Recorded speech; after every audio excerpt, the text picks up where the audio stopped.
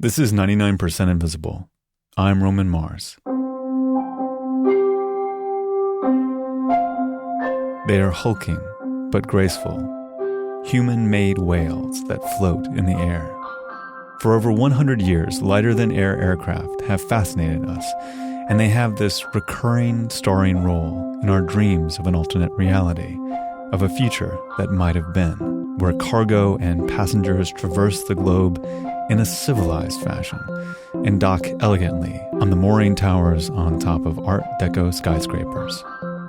If you've seen one in real life, it was likely a blimp emblazoned with the Goodyear logo. A blimp is a non-rigid airship, meaning that there's no structure inside the balloon. It's just a balloon. The shape is maintained by the pressure of the lifting gas inside. Then you add a little cockpit and engines and rudders on the outside of that big balloon to make it fly. Today's blimps are basically cute PR novelties, but for around 100 years, lighter-than-air aircraft were seriously proposed as the perfect design solution for all kinds of problems, even though none of these proposals actually happened. People just couldn't give up on the promise of airships. In the 90s, there was a company called Sky Station. They raised some $4.2 billion, or at least solicited it, to put 250 antenna-equipped airships to deliver internet service. This is Bill Hammack. He's the engineer guy on YouTube and an airship enthusiast. In the 80s, there was the British Antarctic survey. They revealed a hole in the ozone layer over the South Pole. And so pretty soon a professor suggested sending blimps that dangled electrical wires to zap ozone-eating chemicals. Then in the 70s, they were supposed to help developing nations. Using a hybrid blimp to usher those nations into the 20th century. No need for roads, no need for railroads and tunnels and bridges, but just to lift stuff in. In the 1950s and 60s, nuclear-powered airships with unlimited energy and an unlimited capacity for work were proposed. In the 20s and 30s, they were to fulfill imperial ambitions. Both Germany and the British were looking for that. And the Americans, too. They had imperial ambitions in the Philippines. Of all those failed attempts to realize the full potential of airships, it was those imperial rigid airships, heavily developed in the 20s and 30s, that came the closest to actually changing the world. In an airship, you have a metal framework, and that houses gas bags that lift the ship. Those gas bags are arranged in the metal scaffolding like peas in a pea pod. And then a cloth cover is stretched over that, and that cloth cover is not airtight. It protects the gas bags from weather. Underneath the fabric cover are not just gas bags. Because it's not a pressure vessel, they're able to build things inside the airship. Like crew quarters, dining rooms, lounges, all built into the metal framework. So people move around inside the thing that you might think of as the balloon, but it's not really a balloon. And that structure enables an airship to travel faster than a blimp because the force of the wind, for example, would deform the nose of a blimp. And it also allows the ship to be built much, much bigger. You've maybe heard the term dirigible, which is the French name for an airship, or Zeppelin, which is a German company that makes airships. Zeppelin is like the Kleenex or Band-Aid of the airship world. But the proper term, as generic and boring as it sounds, is airship. The most promising, most opulent, rigid airship of its time, and I'm talking about the 1920s here, was Britain's R101. The R there stands for rigid. The rise and dramatic fall of Britain's last great airship is the primary subject of Bill Hammack's new book called Fatal Flight. Spoiler alert. When it comes to the dream of airships dominating the skies, the catastrophic and very public Hindenburg disaster may have been the final nail in the coffin, but it was the crash of R101 that built the coffin. R101 was supposed to connect the global British Empire. It was designed to fly from London to Karachi in 5 days. That's 10 days faster than by sea. Taking a plane that distance took 16 days because planes had to stop so often to refuel. Airships could also carry 30 to 40 times the cargo of airplanes. Airships just made so much sense for an empire whose reach exceeded its grasp. So Great Britain built R101 and R100, which was its sister ship that was supposed to go to Canada and back, as the first two rigid ships in a fleet that would give the crown dominance over the skies to match its centuries-long dominance of the seas. An airship is conceptually quite simple, but it's still an engineering marvel. It's a gargantuan, cigar-shaped math equation, balancing lift on one side of the equation and weight on the other. Minimizing the weight of the airship was always a challenge. There's that rigid metal framework, and that is one of the most difficult parts because that has to be lightweight yet strong. Yet R101 was supposed to match the sturdy luxury of a high-end ocean liner. I mean, I can just picture this white china that was trimmed with royal blue and silver salt shakers and crystal glasses and small butter dishes.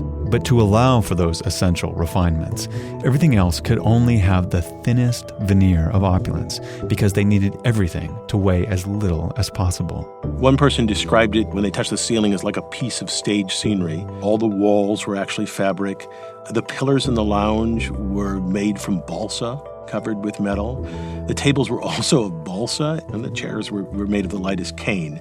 So it was really kind of an illusion, the solidity of the ship, because you just couldn't afford to lift, tons and tons of stuff. On the other side of the equation is lift. You get lift from pumping in gas that's lighter than air.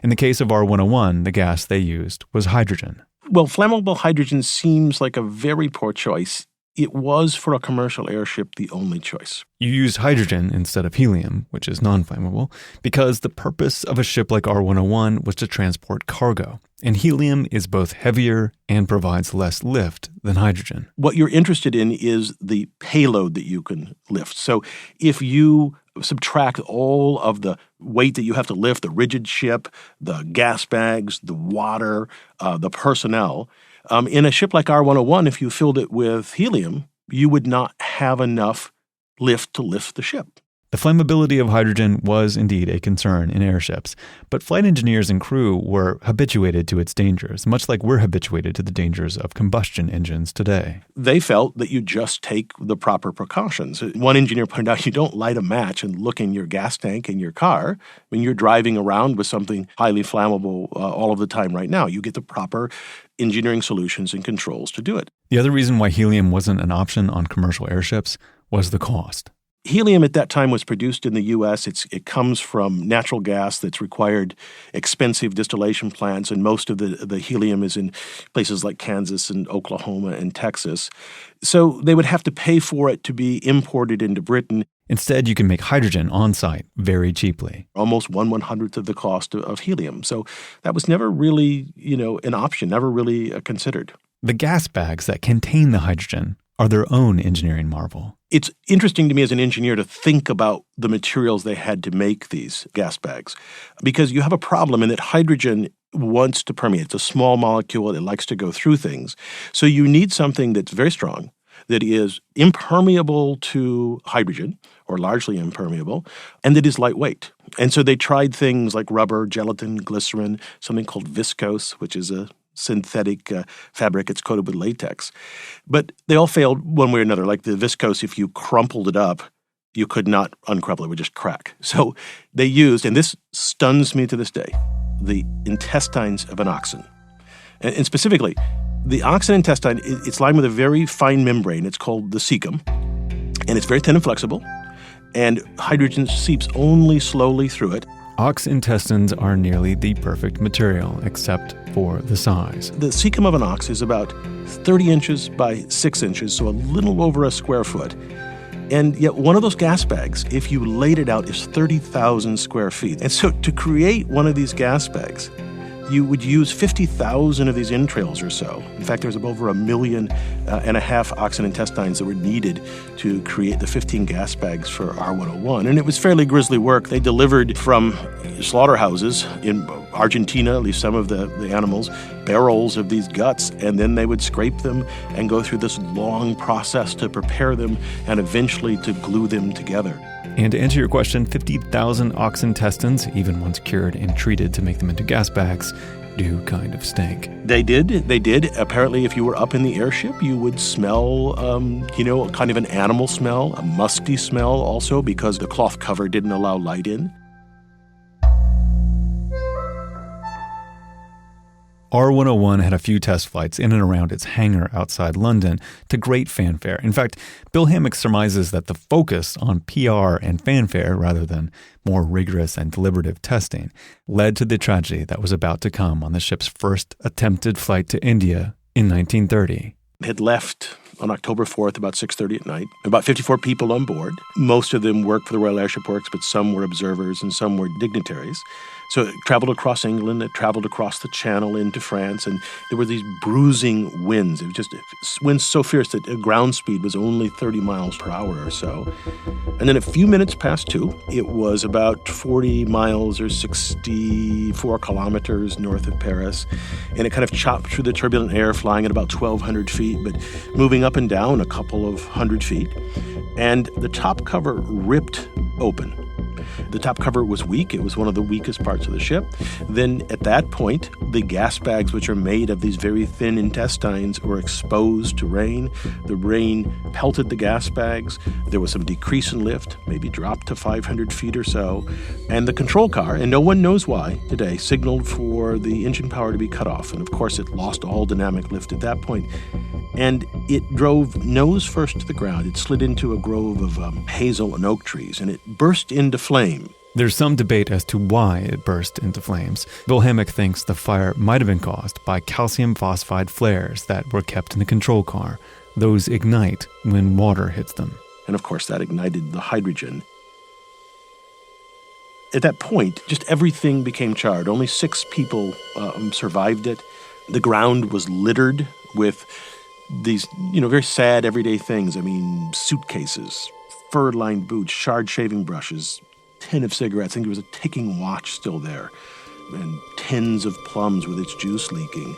And then it was very quiet, and all you could hear was the hiss of the rain as it hit the hot metal and it evaporated. The wreckage had barely cooled when the British government halted their airship program for good. It was almost immediate. R100 had flown to Montreal and back, and it was in a shed, and it never flew again. They eventually steamrolled R100, sold some of the parts for scrap, sold some of it to people who wanted souvenirs. Even though R101 was completely destroyed in the French countryside, the burned remains did float in the sky once again, at least for a little while. Well, the wreckage of that ship was cut up into pieces, shipped back in December to Great Britain, and it went to somebody who takes scrap metal. And then, apparently, according to a newspaper account, it was sold to the Zeppelin Company, and they used part of that metal to make the Hindenburg. Because of the romanticism wrapped up in airships, their flexibility when it comes to moving huge cargo, and the fact that it requires very little infrastructure to support their operation, the hope that airships will make a return has never gone away. I mean, I get a question a lot, are airships going to come back and with new materials? Part of the reason why they don't come back is this fiery, disaster-filled legacy, which I am perpetuating right now. What politician wants to vote in an airship and have it crash? And somebody said, well, didn't you know about the Hindenburg, right? Right.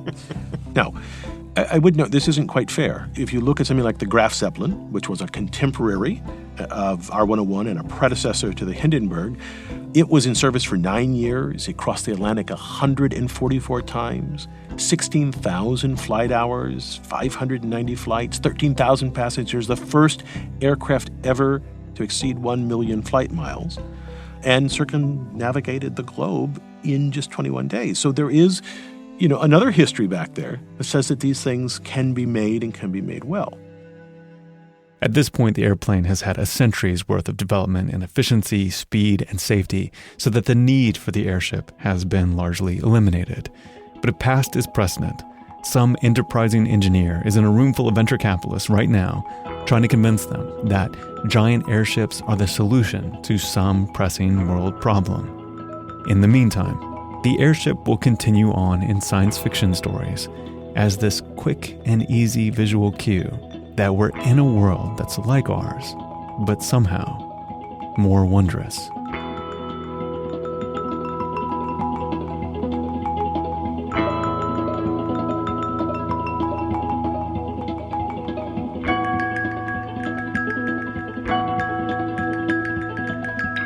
one of the most memorable pieces of audio of all time and my favorite video by the engineer guy, right after this. When the Hindenburg crashed and burned in a New Jersey field in 1937, a reporter from Chicago radio station WLS named Herbert Morrison was there. His real-time reaction to the disaster that was unfolding in front of him became one of the most memorable recordings in broadcast history. A couple people on staff here had never heard it before, which totally shocked me, so I wanted to play it here. You might not be able to make out all the words, but Morrison's emotions come through loud and clear. It's starting to rain again. The rain had slacked up a little bit. The back motors of the ship are just holding it just enough to keep it from... It bursts into flames. Get it started. It's rising. It's rising terrible. Oh, my. Get out of the way, please. It's burning, bursting into flames, and it's falling on the mooring mast and all the folks between it. This is terrible. This is one of the worst catastrophes in the world. Oh, it's like 400 or 500 feet into the sky, and it's a terrific crash, ladies and gentlemen. It's smoke and it's flames now, and the flame is crashing to the ground, not quite to the mooring mast. All the humanity and all the furniture speeding around it. I told you, I can't talk to people. There's friends around there. I can't talk, ladies and gentlemen. Honest, it just laying down massive smoking wreckage. And everybody can't hardly breathe and talk and screaming. Lady, I'm sorry. Honestly, I can hardly breathe. I'm going to step inside while I cannot see it. Charlie, that's terrible. Listen, folks, I'm going to have to stop for a minute because I've lost the voice. This is the worst thing I've ever witnessed.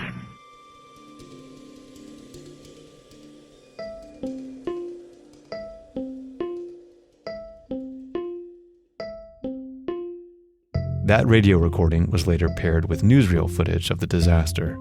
36 of the 97 people on board the Hindenburg died. When you see the footage of the burning airship, the fact that 61 people survived seems like a miracle.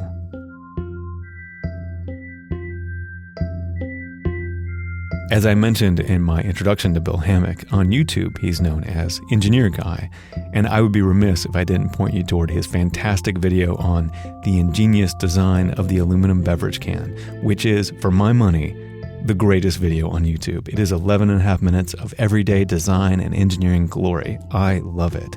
Here's a little audio sample. Why is there a tab on the end of the can? It seems a silly question. How else would you open it? But originally, cans didn't have tabs. Very early steel cans were called flat tops for pretty obvious reasons. You use a special opener to puncture a hole to drink from and a hole to vent. In the 1960s, the pull tab was invented so that no opener was needed. You can find links to Bill's videos and his book on the R101 on his website, engineerguy.com. 99% Invisible is Avery Trufelman, Emmett Fitzgerald, Sharif Youssef, Taryn Mazza, composer Sean Rial, digital director Kurt Kolstad, senior editor Delaney Hall, senior producer Katie Mingle, and me, Roman Mars. We are a project of 91.7 KALW in San Francisco and produced on Radio Row in beautiful downtown Oakland, California.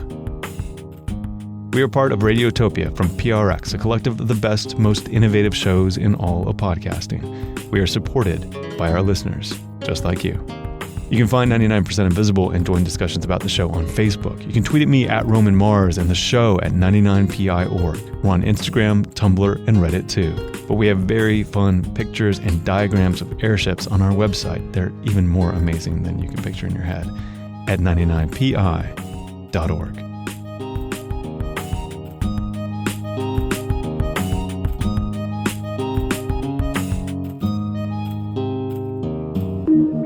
Radiotopia.